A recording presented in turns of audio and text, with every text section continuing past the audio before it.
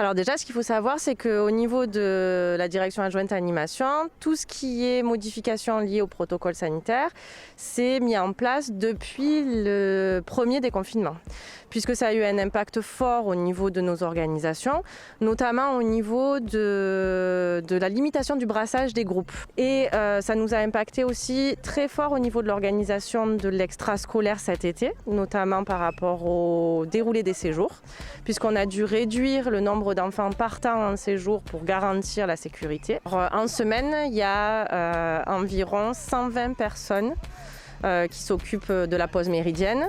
Et sur les autres temps, ça varie entre 70 et 80 personnes sur les accueils du matin et du soir dans toutes les écoles.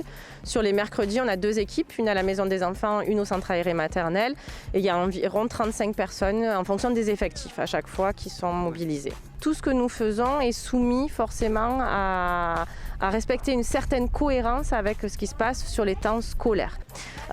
Aujourd'hui, ce qui apparaît, c'est que les directrices en place sont chaque mardi obligées de reconfigurer les groupes, puisque notre contrainte à nous, c'est de limiter le brassage entre groupes scolaires. On se recentre autour de plus petits groupes. Voilà. Donc c'est un côté positif parce que du coup, les animateurs, ils sont dans une relation plus privilégiée, on va dire, avec certains enfants. Le pendant à ça, c'est que les enfants restent entre eux et ne peuvent plus du coup côtoyer les copains de l'autre classe, par exemple. Donc ça crée quelques petites frustrations que les animateurs sont obligés de gérer. Les déplacements, par exemple, il y a plein d'activités qu'on ne peut plus faire puisqu'elles se déroulaient en dehors de la commune.